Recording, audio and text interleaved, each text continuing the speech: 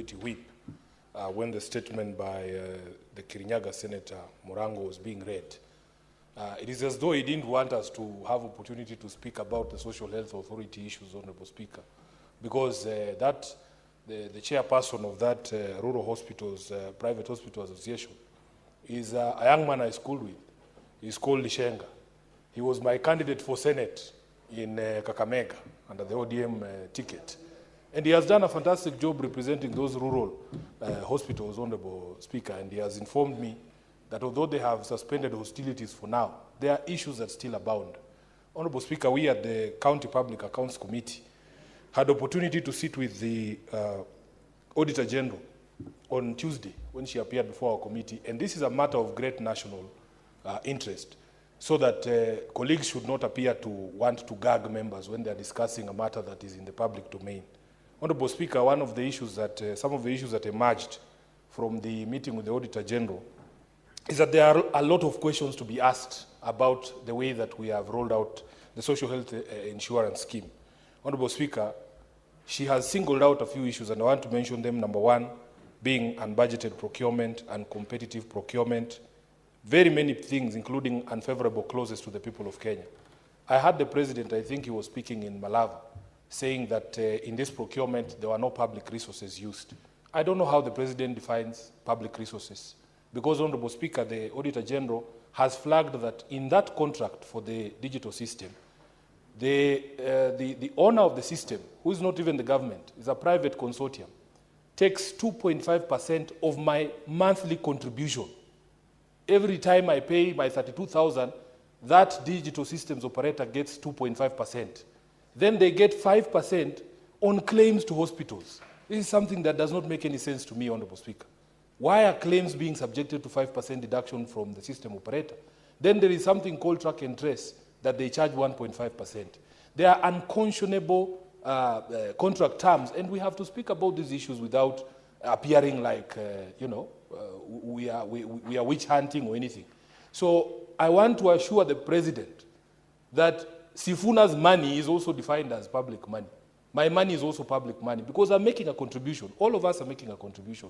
And if the system operator is getting money from there, it means, therefore, that this 104 billion shillings that we are using to procure this system is actually public money. So, Honorable Speaker, the Auditor General made a suggestion to the House. Unfortunately, I'm no longer a member of the Senate Business Committee, but I think it is something that would be helpful to all of us as a House. She said that she needs to be allowed to also speak to Parliament in what she called a State of Accountability address.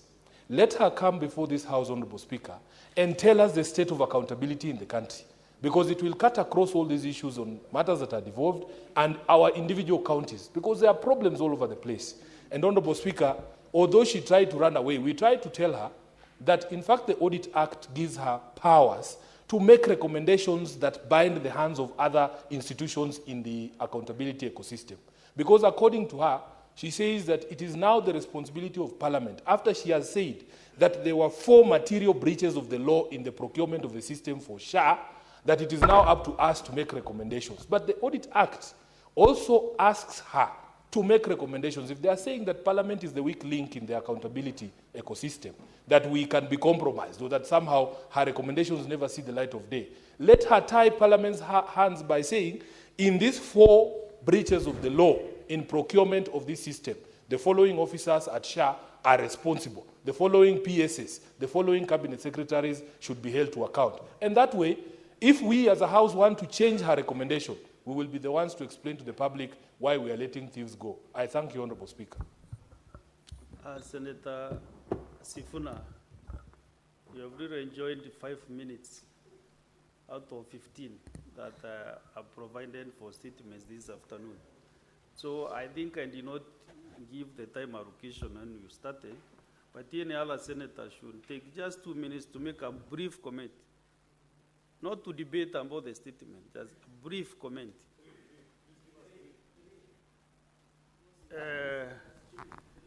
Senator Majority Leader. Mr. Speaker, it will be unfair to us, but we'll try anyway to do justice to a very important national conversation that's ongoing. 3 minutes each. I will try within 3 minutes. Mr. Speaker, I want to agree with what Senator Boni Alwale was informing the House, that now this so-called Rural Hospitals Association has eventually come to terms with the reality of the day. You know, when the minister was here last week, Mr. Speaker, what came out unequivocally out of the conversation she had with the House is that what the hospitals were complaining about was not SHA. What they were complaining about were the historical debts that they have with NHIF.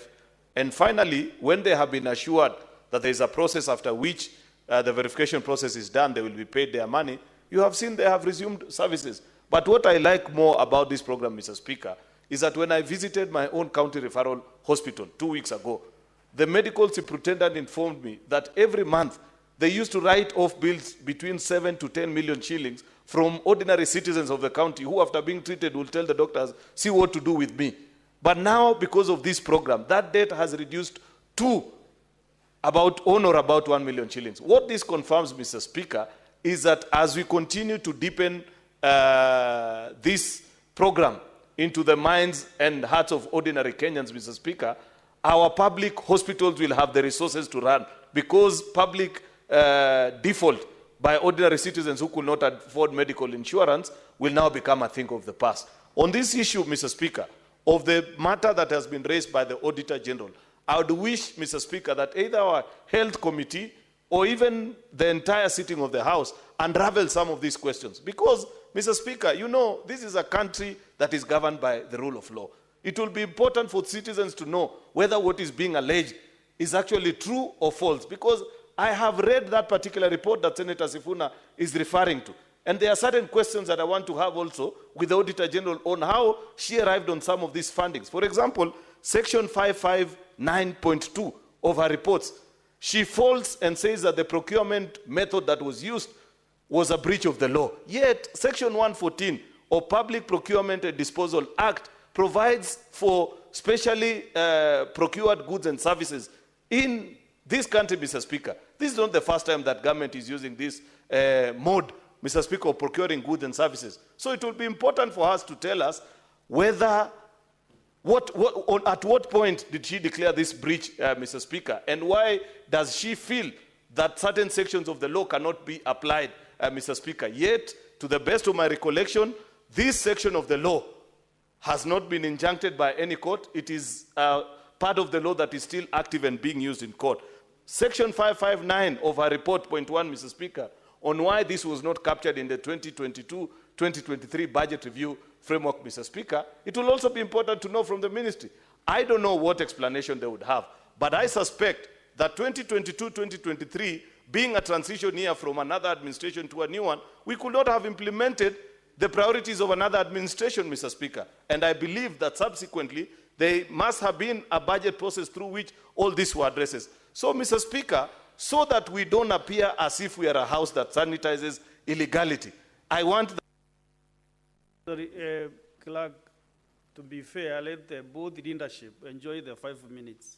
To be Mr. Speaker, fair indeed. in fact, I don't need, I just need an extra minute. I was concluding that to be fair to the country, it is important that that report is tabled in this House and subjected to thorough scrutiny by the committees of this House, Mr. Speaker, so that the country does not rely on newspaper cuttings by some people who may be having other agendas against share, Mr. Speaker. We know for a fact, Mr. Speaker, that there are people who used to benefit from the illegalities that were being committed under the NHIF. You think they will sit pretty, Mr. Speaker, and watch this program being rolled out? At every turn and opportunity, they will hire people to speak to them. They will incite the media against this particular program. That is why I want that report of the Auditor General tabled before this House. I want the competent committees to go after the 4 breaches that the Auditor General has highlighted. Final thing, Mr. Speaker, is on this issue of the cost of this particular system. It is important for it to be tabled so that Kenyans can know this tabulation of 104 billion. What exactly does it entail? Because I've seen even very educated people, Mr. Speaker, imagining that the government procured a software for 100 billion Kenya shillings, Mr. Speaker, which I know for a fact that that cannot be accurate. I want the list and the tabulation of all the items that eventually tabulates to 104 billion shillings, Mr. Speaker, so that we are able to tell, out of these items, what is it that has been charged beyond the market price, Mr. Speaker, so that eventually, as a House, nobody will say that we sanctioned an illegality when we passed the 4 laws that set up universal health care in our country. I thank you, Mr. Speaker. Very well. Senator Ososi Bonfli. Mr. Speaker, I think a lot has been said about systems. For example, there is a statement on the issue of migration of Inua Jamii to e-citizen.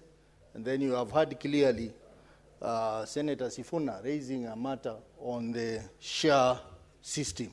Mr. Speaker, I think one of the biggest problems in this country is that we have laws which we don't implement. Mr. Speaker, I'm talking as an IT expert and as one of the people who worked so hard to bring in place the Computer Misuse and Cybercrime Act. And in that law, it is very clear that big systems supporting the government must be licensed as a critical information infrastructure system. And the best practice globally is that such systems should not be operated by private individuals. That's the global practice. And such systems must be cost effective. I think one of the things that we need to look at moving forward as a House is to go back to that law and come up with the regulations on how systems that support the public sector or the government are defined in line with the Computer Misuse and Cybercrime Act. That way, we'll be able to avoid all these challenges we are talking about, operational issues, cost issues of this system. Mr. Speaker, this is something that I want, on behalf of this House, to be given the privilege to guide this House on that, how that should be done, because it has been done in other countries as well. Mr. Speaker, the second issue is the issue of the pending bills. Mr. Speaker, I've sat in this House, and almost every day, every senator is bringing the matter of pending bill in his county. We have even had a motion passed by this House, brought by Senator Ladama, on the issue of the pending bills. But why are we not making progress, Mr. Speaker? Why are we not making progress as a Senate on this matter? I therefore want to ask the Finance Committee that we need to deal with this matter